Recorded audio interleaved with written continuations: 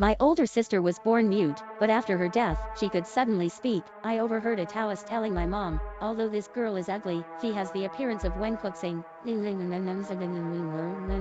One day my sister disappeared. After her disappearance, a talking paper doll appeared in the house. Every night, it cried out sharply to my mom, "Mom, who did you exchange my Wenchang fate with?" My mom had always favored her over me, making us do all the dirty and tiring work at home. She resented us for not being boys, leading to her expulsion from her in-laws, leaving her to raise us alone. But one day, my mom started treating my sister exceptionally well, giving her all the food on the table, not letting her do any work. My sister was delighted, thinking that mom loved us. However, I overheard a man telling my mom, "Let her eat more. It's better to peel off the round layer when it's plump." I was scared to death and rushed to tell my sister, but she didn't believe me, instead giving me a disdainful look. I wanted to save myself, but at that moment, all I could feel was panic. I had no idea what to do. When my mom came back, my sister immediately complained using sign language, but my mom couldn't understand. Still, she indulged my sister, giving me a fierce, warning look. My sister was overjoyed, thinking that mom loved us, but I could hear a man telling my mom, "Wait until this child is close to 8 months. I will keep the dead girl with us, so our child will have the appearance of Wenchang."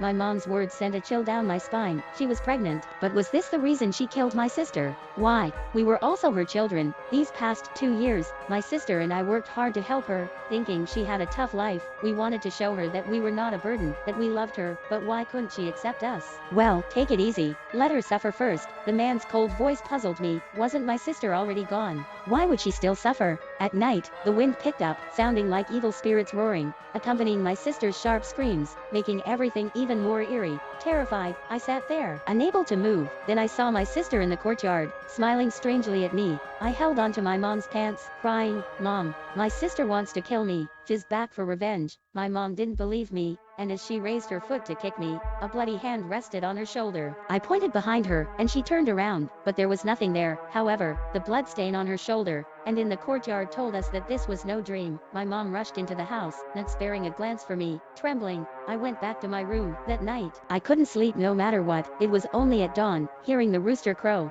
that I fell asleep again, but I was woken up by my mom's screams, full of fear. As I woke up, I tried to crawl off the bed, feeling that my mom was acting strangely. Usually, if I overslept, she would come to wake me up, even if it meant she had to scold me. But now she stood in front of my kang, pointing at me with a terrified look, her fingers trembling. I smelled a pungent and unpleasant odor, so I couldn't help but turn my head to look. In that moment, I was scared out of my wits. My entire body went weak. My kang was covered in blood, and it was hard to imagine that while I was sleeping, a blood-soaked paper doll lay beside me. Moreover, this paper doll looked exactly like my sister. "It's definitely her face. It's my sister's." My mind went blank, and I staggered, glaring fiercely at my mom in bewilderment. "Mom, how could you do this? She's my sister and your child." At this moment, my emotions were incredibly complex, though I had suspected and even guessed. Seeing my beloved sister in this state was truly hard to accept, especially since my mom was the one responsible. She had a heart of stone. I hated myself for not taking my sister away back then, causing her to end up like this. I hated my mom even more. She was the one who turned my sister into this monstrous state. At that moment, a mix of anger, regret, and even a hint of murderous intent enveloped me.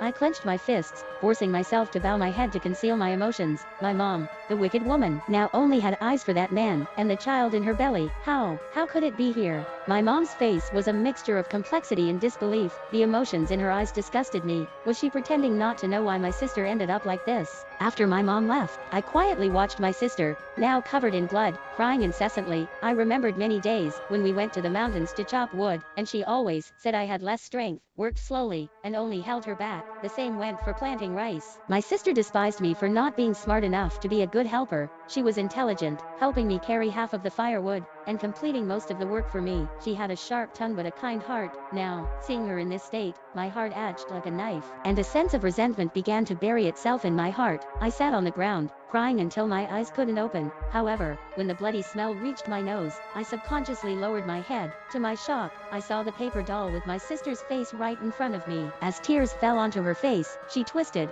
her mouth into a creepy smile, making my scalp tingle. I hurriedly ran far away. I was scared, even though it was my sister. At that moment, I heard my mom talking to that man near the pigsty. She was in a highly agitated state. Why did her Yao become like this? Her sharp and indignant cries seemed filled with unwillingness. The pigsty had no roof, and my position was evident, so she saw me at a glance. She gave me a cold glance, and then dragged the man away. I didn't know what she had just done, whether she was acting or feeling guilty. Perhaps she was afraid now, afraid that my sister would come back for revenge, so she pretended to be upset. At night, my thoughts were confirmed. My mom brought a Taoist, and this time, she searched every corner of the house, but couldn't find the whereabouts of the paper doll. The man's face also looked ugly. He stared at me coldly, as if I were causing trouble. I glared back at him viciously, but my mom intervened before he could slap me. She slapped my cheek hard, and I numbly looked at her, clenching my fists. No good. The paper doll is possessed. Someone has given it the essence of a resentful spirit. Its grudge is deep, and if we don't find out the cause and effect soon, it will lose its sanity and go on a killing spree.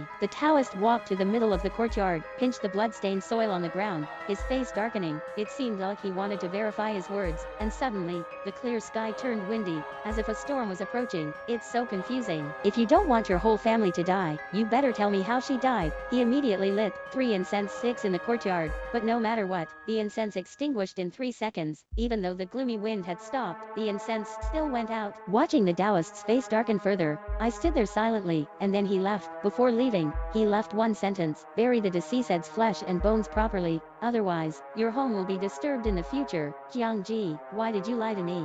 My mom realized, looking disappointedly at the man. However, he shoved her away and walked into the room. My mom hurriedly followed, and I stood in the courtyard, listening to her cajoling the man. It's okay, Yang, me, if you want the essence, just take it. At that moment, I wished I could strangle my mom. It was my sister's life, and she spoke so casually. She seemed to forget that back then, she was nearly dying of fever on the Kang, and it was my sister who carried her out of the mountains, step by step, took her to the hospital, and even begged for money by collecting bottles. Even though at that time, this man didn't spare her a glance, even at that time, she promised us that she wouldn't abandon us, but the meaning of not abandoning us was to kill my sister, and then let me do that flesh trade business to earn money for her. I hated her to the point of gritting my teeth, but she was over there worrying about their safety. Jiangji, what should we do now? Won't her Ya come back for revenge? Jiangji, where's her Ya's body? Let's find her and bury her properly, otherwise, I won't feel at ease. I couldn't help but sneer. When she killed my sister, she didn't feel at ease, but now that she heard my sister might come back for revenge, she started feeling uneasy. Truly disgusting.